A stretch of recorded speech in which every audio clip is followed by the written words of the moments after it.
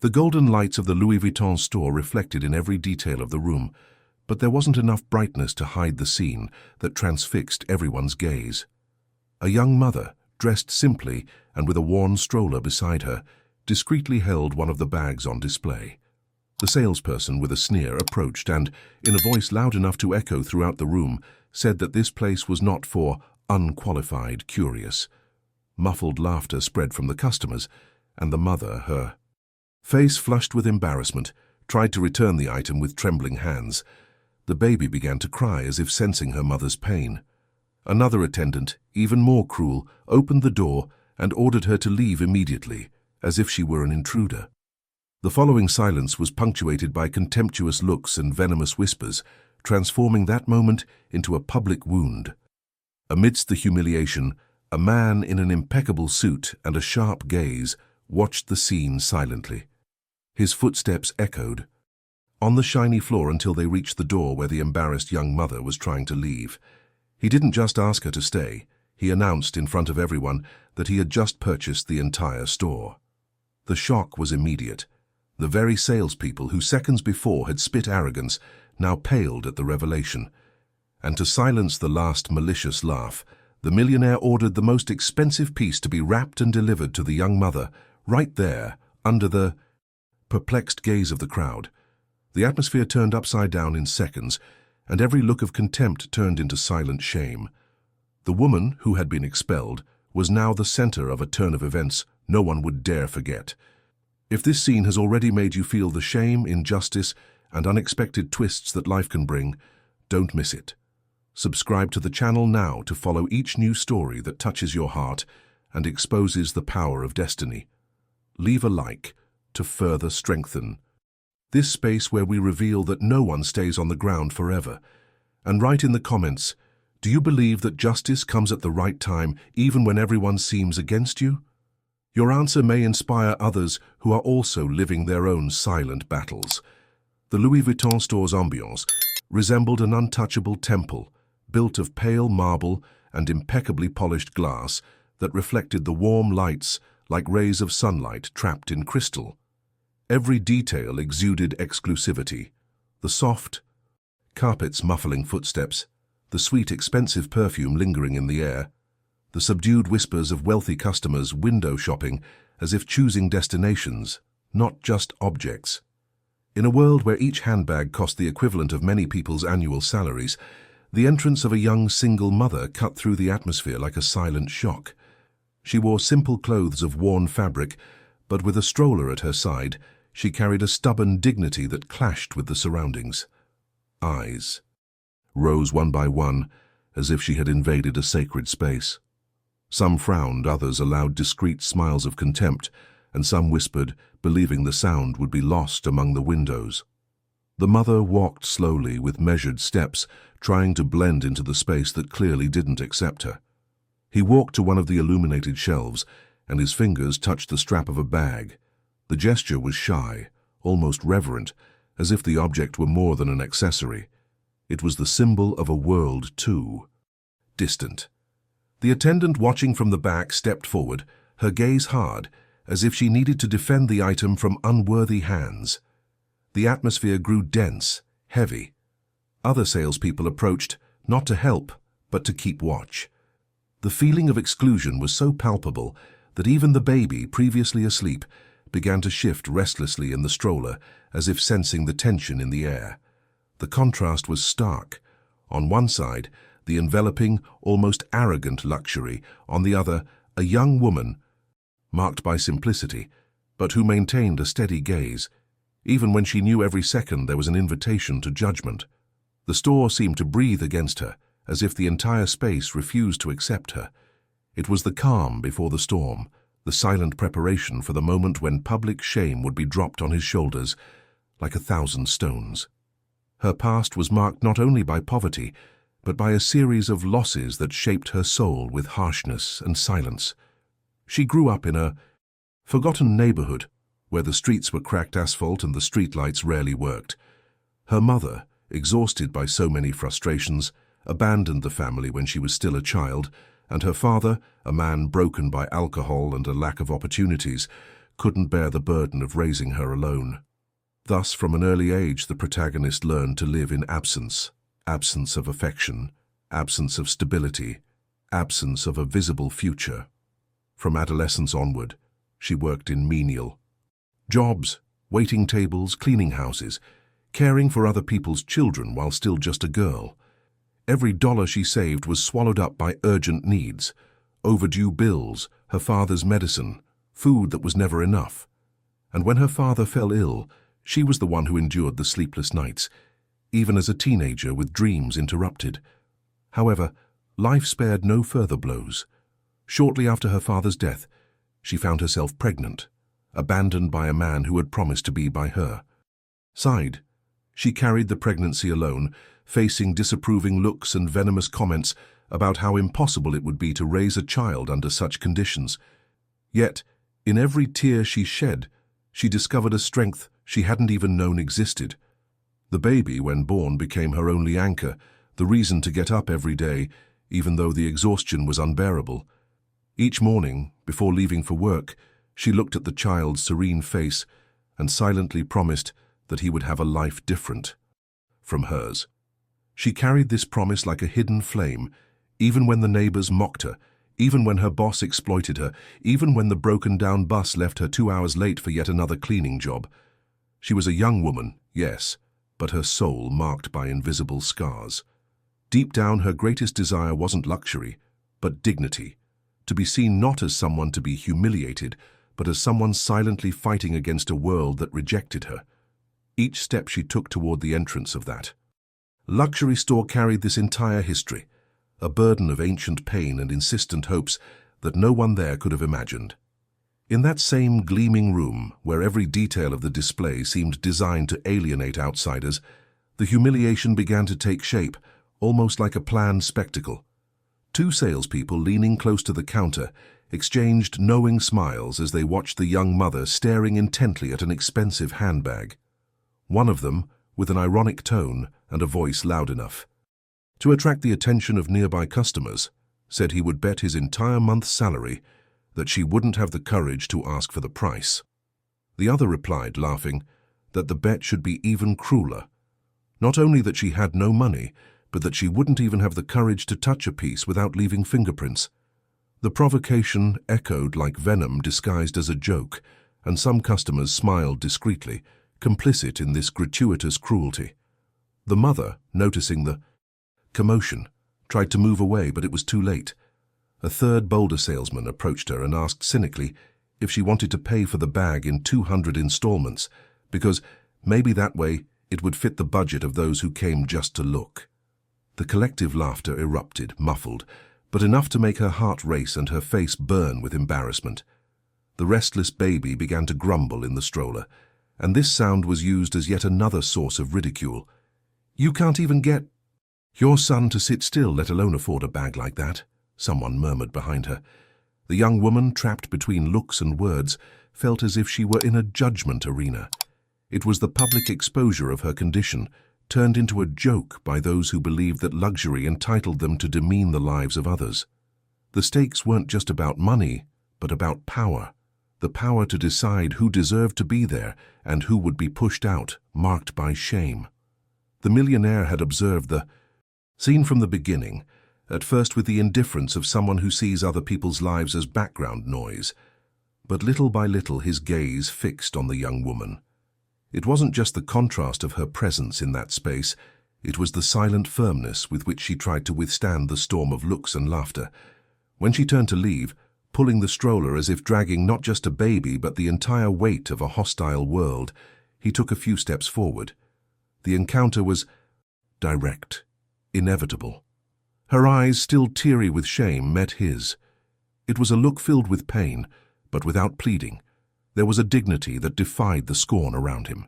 He, accustomed to seeing people bow before his presence, felt for the first time a silent resistance.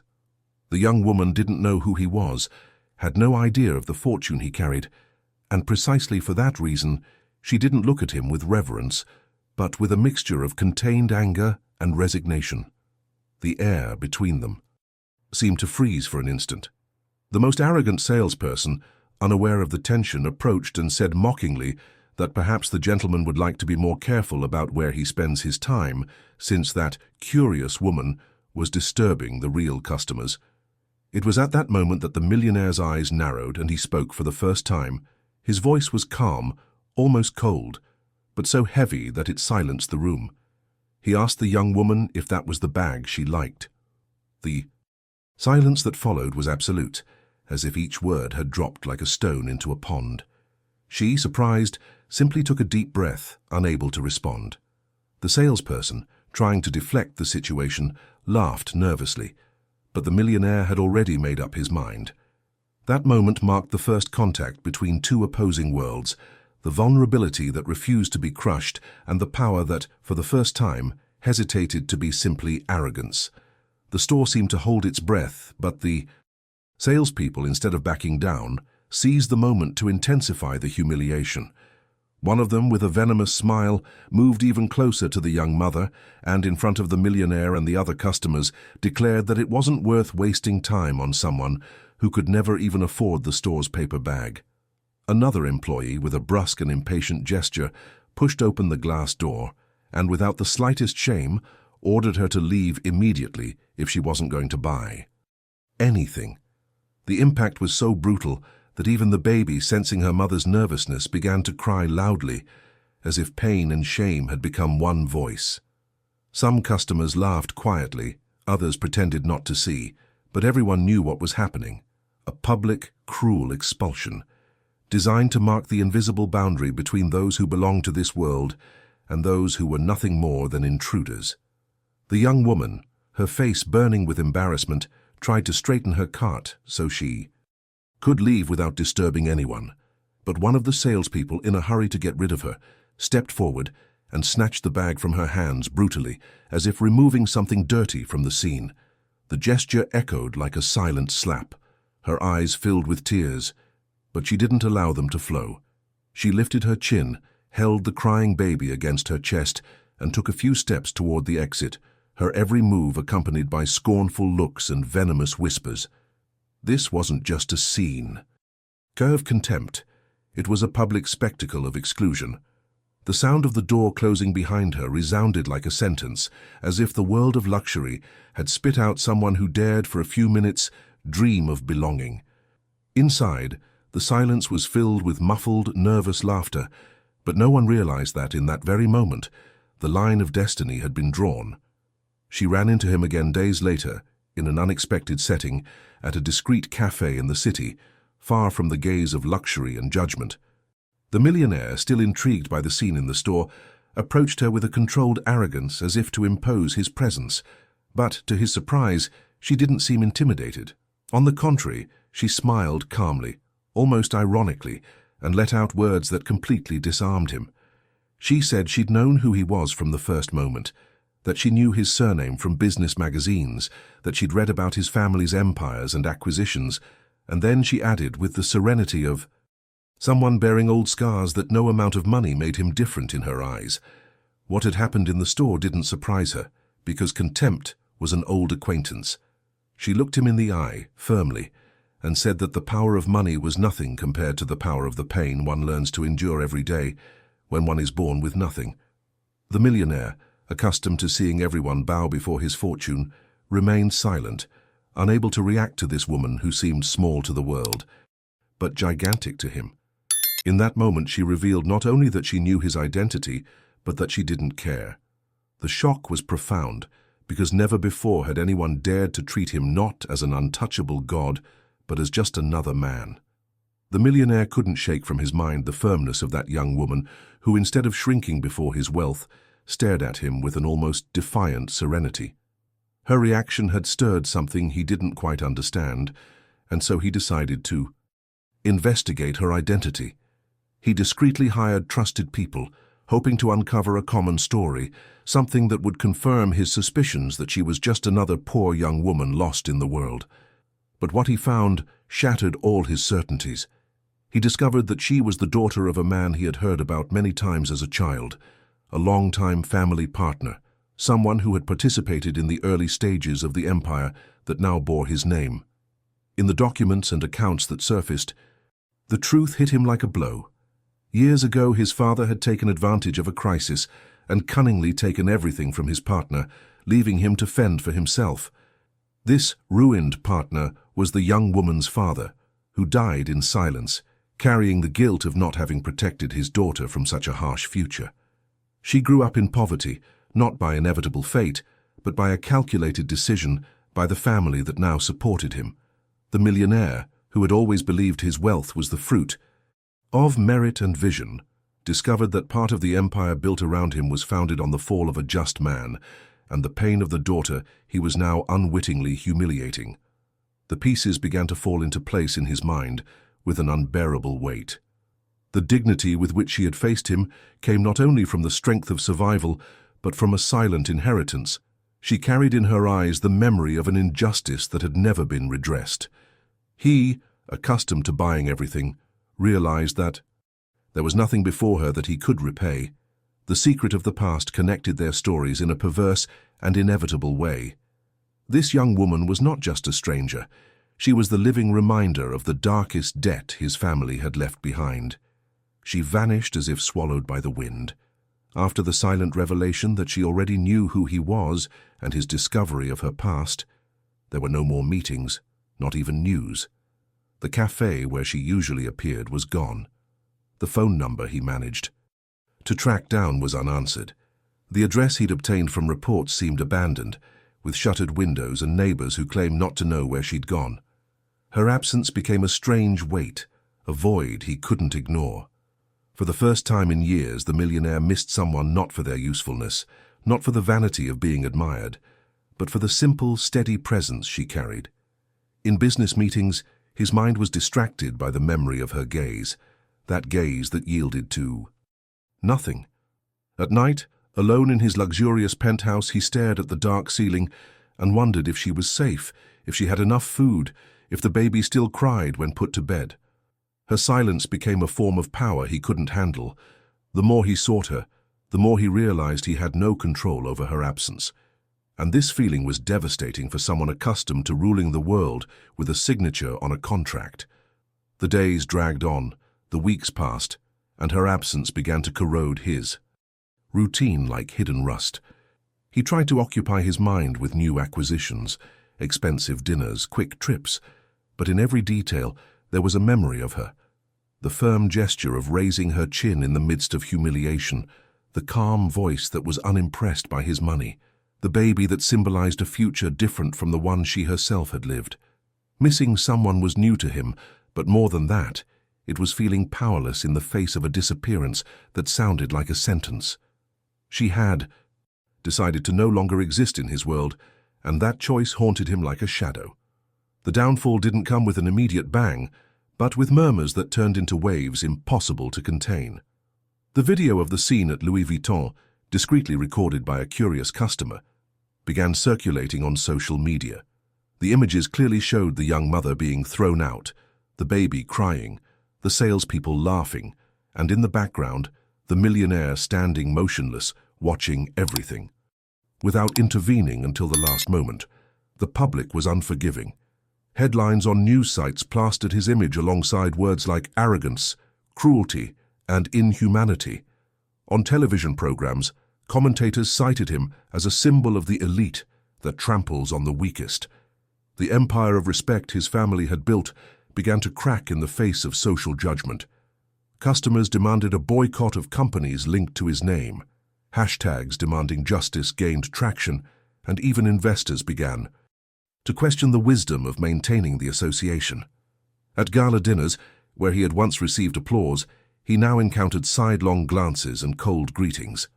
What corroded him most was not only the public criticism, but its silence. While the world spoke of him, the only voice he longed to hear remained absent. That woman who had disappeared had become a ghost and a silent witness to his misfortune. Each accusation recalled not only the scene recorded, but also the past he had uncovered. The truth that her fortune was rooted in a betrayal that ruined her father's life. It was as if history had come to light, exacting a price no amount of money could pay. He, who had always believed he controlled narratives, now found himself hostage to an invisible tribunal, made up of millions of eyes that judged, condemned, and spread his name as an example of shame. The power he wielded seemed to crumble, and no contract, lawyer, or figure could stop the force of relentless social justice. For the first time, the millionaire experienced the bitter taste of collective contempt, the same thing he had once helped to heap upon her. The millionaire, who until recently had walked the world as if it were a stage set just for his steps, now found himself before a mirror that reflected a cruel and unrecognizable image. His routine, once punctuated by triumphant meetings and sycophantic smiles, began to be eroded by awkward silences and discreetly closed doors. The scandal had crossed borders. In international newspapers, his face appeared not as an example of success but as a portrait of modern arrogance. On social media, young people angrily commented that he symbolized everything that was wrong with the world: wealth without compassion, luxury built on the pain of others. This public avalanche, however, was only the trigger for something deeper. For the first time, the millionaire began to remember his own childhood, the bitter lessons he had received from his father, a hard man who had taught him that the world was an arena and that winning meant crushing before being crushed. He grew up believing that empathy was a weakness, that showing compassion was opening up loopholes that could be exploited. Now, sitting alone in his immense penthouse, gazing out the window at the city, he began to realize that this success he carried was nothing more than a gilded prison. The image of his young mother wouldn't leave him. The baby's cries, her face marked by shame and dignity, the steady gaze that seemed to pierce his very soul. This memory haunted him like a silent shadow. In his sleepless nights, he began to revisit every detail of his story, increasingly aware that his fortune had been built on injustice, on the ruin of people his father had ruthlessly crushed. That young woman's name was the living scar of that past. He began to feel shame, a feeling that had never truly touched him until then. He tried to fill the void with parties, with dinners, with women who approached him only for his money, but every false smile only increased the feeling of loneliness. Until, at one of these dinners, someone jokingly commented on the Louis Vuitton video, and he stood up abruptly, unable to bear it. He left and walked alone through the city, without drivers, without security, just with the weight of being another anonymous face in the crowd. The transformation didn't come as a sudden enlightenment, but as a slow wearing away, like stones, being consumed by the wind. Little by little, he began visiting poor neighborhoods in secret, not to pose as a benefactor, but to experience firsthand the reality he had always ignored. In every pained look, he saw reflections of it. He discovered that wealth wasn't measured by possessions but by what was shared, that power wasn't about crushing but about lifting. Still, he knew that every gesture now paled in comparison to the mark he had left. True transformation lay in accepting one's own guilt, in understanding that it wasn't about buying forgiveness, but about bearing the weight of one's mistakes. For the first time in his life, the millionaire began to feel human, fragile, vulnerable, and paradoxically more real than he had ever been. Their reunion didn't take place in a brightly lit hall or at a gala, but in a setting that clashed with everything he knew, a small community library in a forgotten part of the city where the smell of used books mingled with that of cheap coffee, and the shy laughter of children running between shelves. He had begun visiting places like this in silence, as part of a quest he couldn't even explain. He wanted to understand the world beyond the marble walls, perhaps seek out traces of the dignity he had lost along the way. And it was there, amidst crooked bookshelves and dim lights, that he saw her again. The young woman was sitting at a small table, her son on her lap, reading softly, as if each word held the promise of a better future for the child. When he looked up and noticed her presence, time seemed to stand still. She didn't stand, didn't show surprise, simply held his gaze with the same firmness as before, as if she had known this moment would come.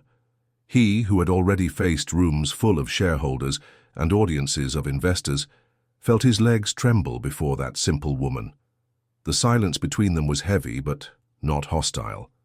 He walked to the table slowly, without the shield of his $1,000,000 suit, without the army of security guards, only with the emptiness of someone carrying guilt.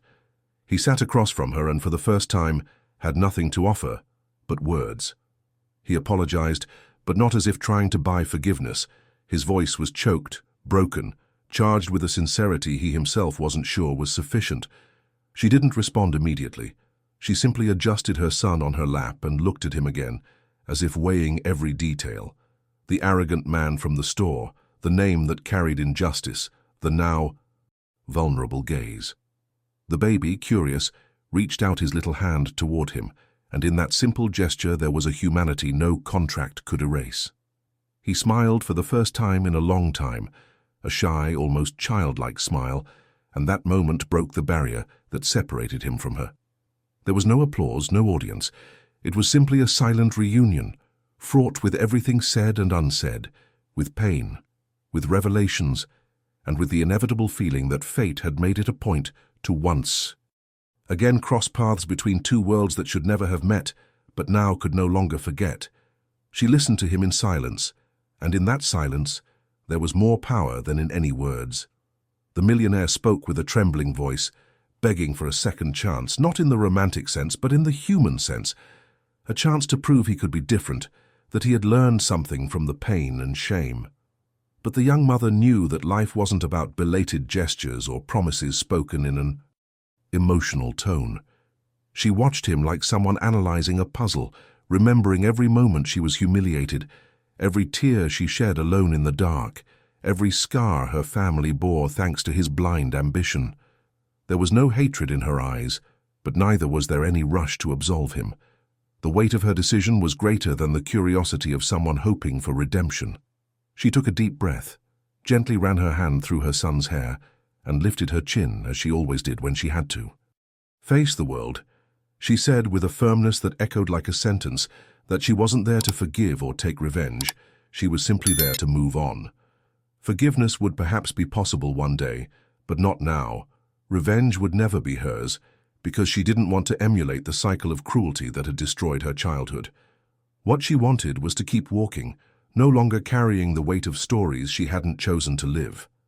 She looked him in the eye one last time and told him he should find his path to transformation without depending on her to validate it. Forgiveness, if it came, wouldn't be a gift from her, but something he would have to earn within himself. He stood still, devastated by the impact of those words. It was as if he'd expected a clear answer, yes or no, forgiveness or goodbye, but received something much deeper, the responsibility to carry the burden of his choice alone. She stood, cradled the baby in her arms, and walked to the library door. She didn't look back. Her decision wasn't a definitive answer, but a silence that said it all. He wasn't the center of her story, neither the end nor the beginning. He was simply a chapter that was now closing. And this conscience weighed on him like the hardest of all condemnations. The park was nearly empty that late afternoon, the sky tinged with orange and violet hues as the gentle wind swayed the trees. The young woman walked slowly, pushing the stroller where her son slept peacefully. Each step was light, unlike the ones she had taken months before, when the weight of shame seemed to crush her existence. Now there was no audience, no mocking laughter, only the distant sound of children running in the grass and the steady beating of his own heart. Across the avenue, standing beneath the shade of an oak tree, he watched in silence. He was dressed simply, without the glow of power the world associated with his name. He didn't dare approach, didn't dare call out, just stood there, motionless, as if the scene before his eyes were both punishment and redemption. Seeing her move on without needing him was like a silent blow, but also a lesson etched deep in his soul.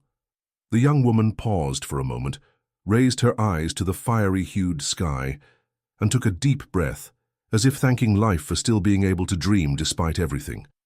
The wind blew, gently lifting a strand of hair that fell across her face, and she smiled, a small, intimate smile that no one needed to see. From a distance he felt his heart tighten, understanding that no words could bridge that gap. There was no goodbye, no meeting, just that image, a mother following her path, carrying in her arms a future that would not be crushed, and a man who had learned too late that true wealth cannot be bought. The scene ended without applause, without explanation, only with the silent poetry of fate correcting its own course. If you've made it this far, I want to know, what would you do in this young mother's shoes? Leave your opinion in the comments, because your perspective can inspire many. Don't forget to like this story to support it, subscribe to the channel so you don't miss the next one, and of course, click the video now. It will captivate you from beginning to end.